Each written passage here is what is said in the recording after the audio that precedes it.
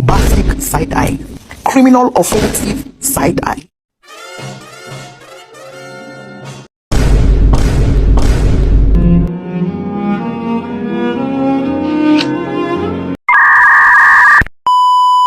Assalamualaikum warahmatullahi wabarakatuh. Perkenalkan, nama saya Putri Fujianti dengan NIM 221077 dari RA8 Manajemen. Adanya video ini bertujuan untuk memenuhi persyaratan UAS Manajemen Sumber Daya Manusia dengan dosen pengampu Abdul Wahid Al-Fariji MM.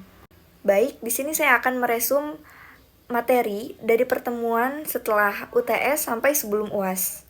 Mari dengarkan dan simak baik-baik ya. Jadi langsung saja, di sini materi pertama bertemakan tentang kompensasi. Kompensasi adalah imbalan yang diberikan perusahaan kepada karyawannya sebagai bentuk penghargaan atas kontribusi yang diberikan. Kompensasi bisa berupa uang, jasa, atau program yang dapat meningkatkan kepuasan kerja karyawan.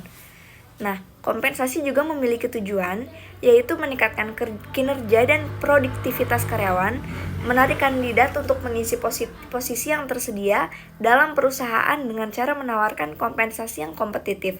Selanjutnya ada mempertahankan karyawan yang terbaik dan berbakat.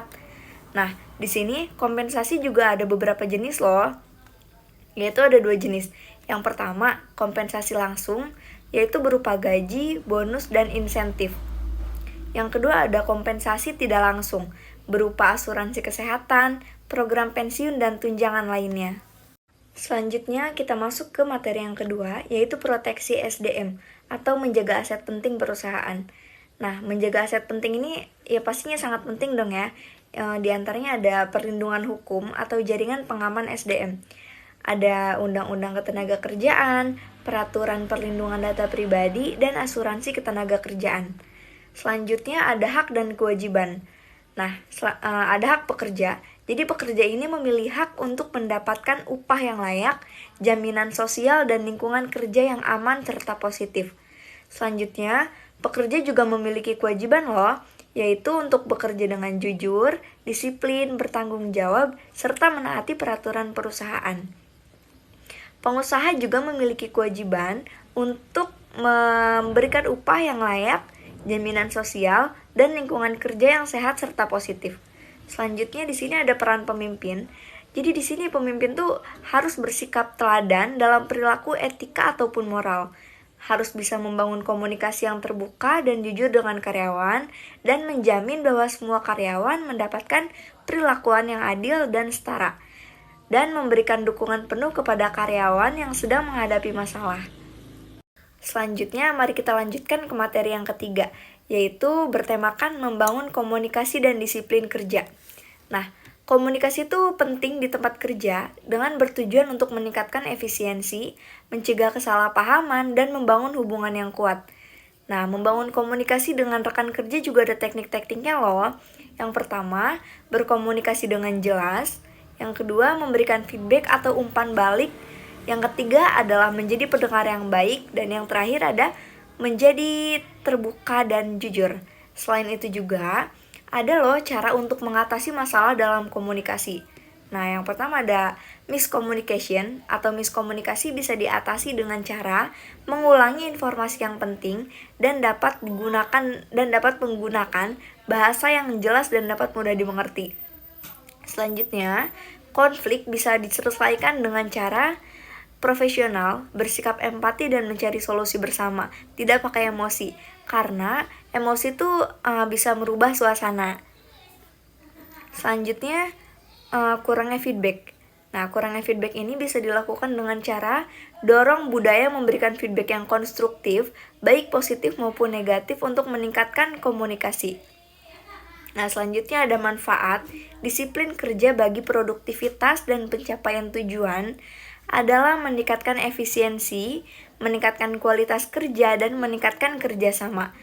Nah, cara mempertahankan komunikasi dan disiplin kerja tersebut bisa dilakukan dengan cara evaluasi secara berkala, komunikasi terbuka, dan pelatihan untuk meningkatkan keterampilan dan pengetahuan. Selanjutnya, kita masuk materi yang keempat, yaitu motivasi dan kepuasan kerja. Pentingnya motivasi yang dapat membantu karyawan untuk lebih fokus, semangat, dan berdedikasi dalam pekerjaan mereka. Selanjutnya ada teori-teori motivasi kerja.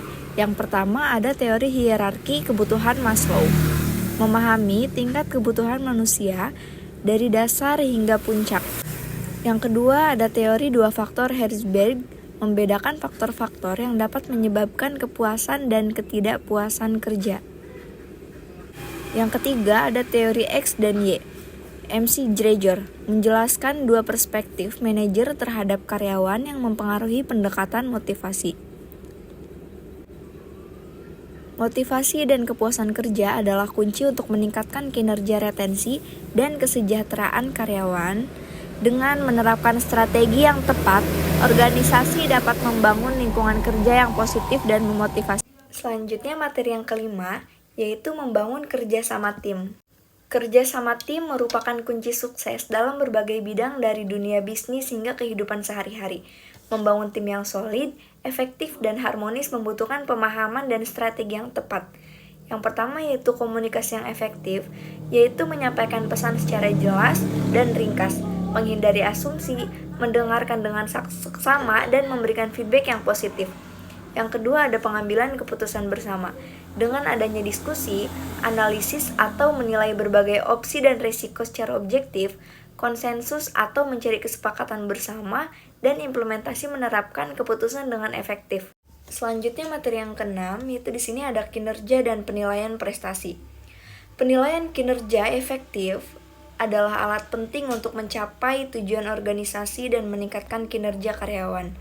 Manajer harus memainkan peran penting dalam proses penilaian kerja karyawan, karena dengan memastikan bahwa prosesnya harus adil, objektif, dan berfokus pada pengembangan.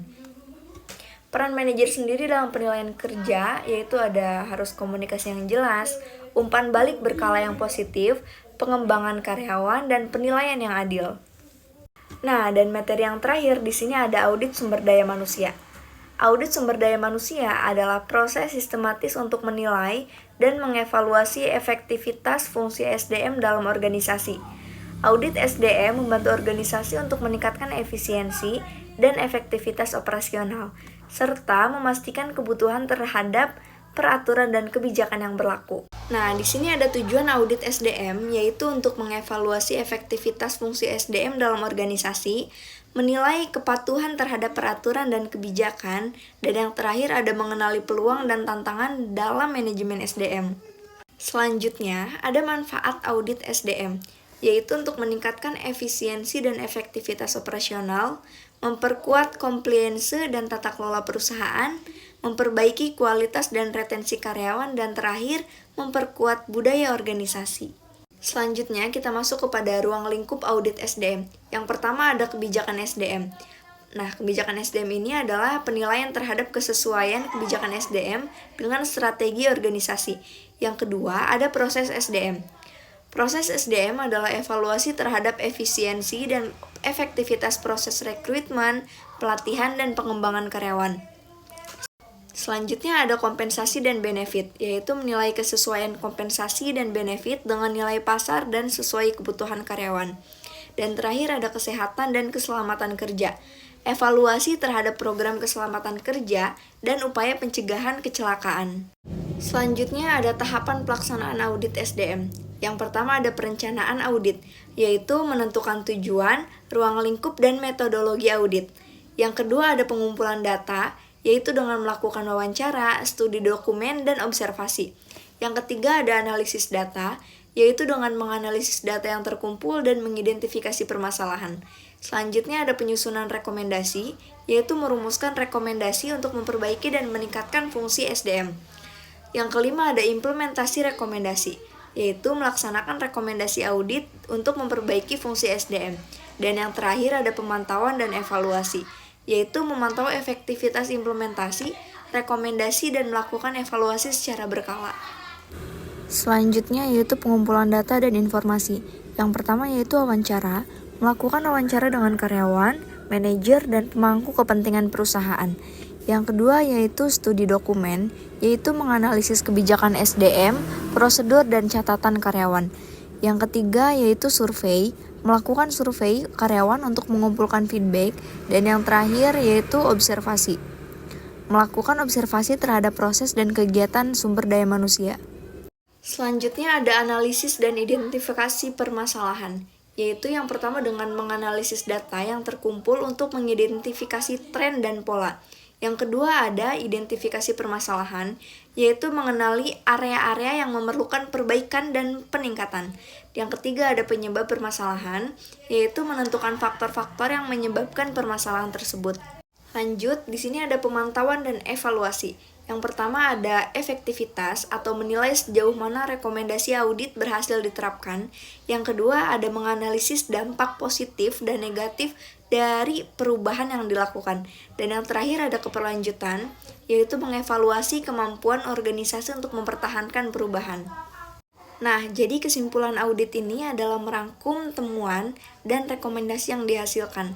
Rencana tindak lanjut menentukan langkah-langkah yang akan diambil untuk memperbaiki fungsi SDM dan memastikan keberlanjutan perubahan. Cukup sekian pemaparan dari saya Putri Fujianti mengundurkan diri. Terima kasih. Wabillahi taufiq wal hidayah. Wassalamualaikum warahmatullahi wabarakatuh.